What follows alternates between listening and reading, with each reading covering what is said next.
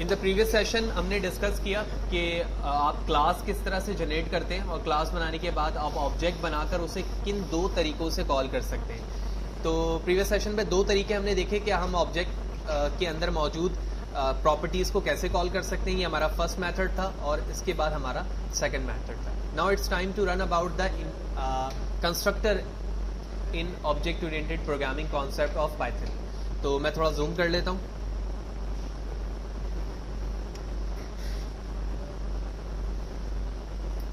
तो सबसे पहले हम C# पे देखते हैं कि हम कंस्ट्रक्टर क्यों बनाते थे और कैसे बनाते थे। ठीक है, तो कंस्ट्रक्टर एक स्पेशल टाइप का एक फंक्शन है जो कि ऑब्जेक्ट की वैल्यू को इनिशियलाइज करने के लिए इस्तेमाल किया जाता है, हमें पता है। नाउ फॉर एग्जांपल हमारी एक क्लास है जिसका नाम है पाइथन। तो पाइथन के नाम से अगर मुझे कंस्ट्रक्टर बनाना होगा तो मैं लिखूंगा public Python integer a integer b this dot a equal to a and this dot b equal to b। ये मैं C# के कोड पे पहले समझा रहा हूँ ताकि हमें वो चीज़ें रिपीट हो जाए। उसके बाद आप क्या करते थे, ऑब्जेक्ट क्रिएट करते थे और ऑब्जेक्ट के अंदर उसकी वैल्यू को लिखा करते थे। ठीक है ना, यानी फॉर एग्जांपल मैं पाइथन के नाम से ऑब्जेक्ट बनाता हूँ तो ऑब्जेक्ट के लास्ट पैरामीटर के अंदर मैं वैल्यू लिखा करता था क्योंकि मैंने कंस्ट्रक्टर डिफाइन किया। अब इसी चीज़ को हम पाइथन पे कैसे कर सकते हैं उस चीज़ को हम समझते हैं। तो सबसे पहले मैंने एक क्लास बनाई और इस क्लास का नाम है कार। ठीक है ना, प्रीवियस एग्जांपल हमारी पाइथन के नाम से एक क्लास की थी, इस वक्त एक क्लास है जिसका नाम है कार। तो कार के अंदर हमने सबसे पहले कंस्ट्रक्टर बनाया। कंस्ट्रक्टर बनाने के लिए हमें हमारे पास एक रिजर्व वर्ड है, उसको हम कहते हैं double underscore init two time underscore. ठीक है भाई, ये एक बिल्ट इन फंक्शन है जो कंस्ट्रक्टर के नाम को रिप्रेजेंट करता है इन शॉर्ट। तो आप देख रहे हो जहां पर मुझे कंस्ट्रक्टर बनाना होगा तो मैं two time underscore init two time underscore लिखूंगा। तो बिल्कुल इसी तरह से मैंने यहाँ पर डेफ लिखा और उसके बाद two time underscore init two time underscore लिखा। इसके बाद हमें पता है सेल्फ दिस कीवर्ड को रिप्रेजेंट कर रहा होता है।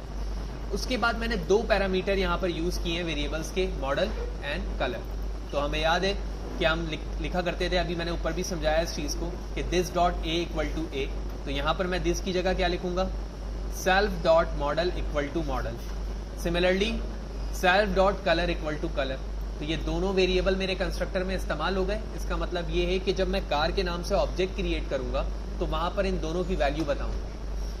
यहां तक कंस्ट्रक्टर का काम खत्म हो गया। इस कंस्ट्रक्टर के अंदर जो वेरिएबल है इनको हम इंस्टेंस वेरिएबल कहते हैं और खुद कंस्ट्रक्टर को हम यहाँ पर इंस्टेंट एट्रीब्यूट कहते हैं। देन इसके बाद मैंने दो फंक्शन बनाए, एक कार मॉडल है और एक कार कलर। तो कार मॉडल के अंदर आप देख रहे हो मैंने उसी वेरिएबल को यहाँ पर प्रिंट करवाया हुआ है और इसी तरह कार कलर के अंदर सेल्फ डॉट कलर से मैंने उसकी वैल्यू यहाँ पर डिस्प्ले करवाई। वाज़ेह रहे, वैल्यू मैं उसी वक्त बता सकता हूँ जब मैं ऑब्जेक्ट बनाकर उसके पैरामीटर के अंदर उसकी वैल्यू पास करूँ। तो ये बनाने के बाद मैं इसे रन करता हूँ, shift plus enter to execute. ठीक है, तो आपको याद होगा कि सबसे पहले हमने जो ऑब्जेक्ट क्रिएट किया था पाइथन के नाम से क्लास का, तो उसका तरीका ये था हमारे पास, याद होगा आपको, obj इक्वल टू पाइथन। लेकिन यहां पर मैंने कोई वैल्यू इसलिए नहीं बताई थी क्योंकि मैंने कोई कंस्ट्रक्टर नहीं बनाया था। ठीक है ना, लेकिन इस दफा जो कार के नाम से हमारे पास ऑब्जेक्ट क्लास मौजूद है, इसके ऑब्जेक्ट को मैंने नाम दिया है CARR। आप चाहे तो कोई भी नाम दे सकते हैं, मैं इसका नाम दोबारा से रख देता हूँ OBJJ, क्योंकि OBJ के नाम से वो चीज़ बनी हुई है, लिहाजा मैंने OBJJ के नाम से ये ऑब्जेक्ट बना दिया। ऑब्जेक्ट बनाने के बाद मैंने, आप देख रहे हो कि दो पैरामीटर डिफाइन किए हुए हैं, एक मॉडल है 1993 और एक कलर है जो कि मैंने यहाँ पर स्ट्रिंग में पिंक लिख दिया। यानी अब जब मैं OBJJ dot car model call करूंगा तो वहां पर मॉडल की जगह क्या लिखा हुआ आएगा 1993 और कलर की जगह क्या लिखा आएगा प्रिंट। लेट्स सी कि क्या मैं ऑब्जेक्ट को किस तरह से कॉल कर सकता हूं और उसकी वैल्यू कैसे प्रिंट होगी। तो पहले हम इसे एग्जीक्यूट करते हैं, shift plus enter to execute. And now here we can call every variable and function which is exist inside the object. तो इसे हम समझते हैं, इसके लिए मैं लिखता हूँ OBJJ डॉट। ठीक है, आप देख रहे हो यहाँ पर चारों चीजें एक्सेस थी, तो मैंने डॉट प्रेस किया, कंट्रोल के साथ स्पेस प्रेस किया, तो सारी चीजें आ रही हैं यहाँ पर, कार मॉडल, कार कलर। ठीक है, ये दोनों हमारे मेथड के नाम है और ये दोनों हमारे इंस्टेंस वेरिएबल के नाम। ठीक है। तो मैंने कार कलर लिया, इसी तरह OBJJ डॉट कार मॉडल, ठीक है, स्मॉल ब्रैकेट ओपन क्लोज, क्योंकि हम जब भी मेथड को कॉल करते हैं तो उसके small bracket open close parameter body भी होती है। इन दोनों का कोई काम नहीं है, लिहाजा मैं इन दोनों को एग्जीक्यूट करता हूँ। Let's see what will the output. Shift plus enter to execute.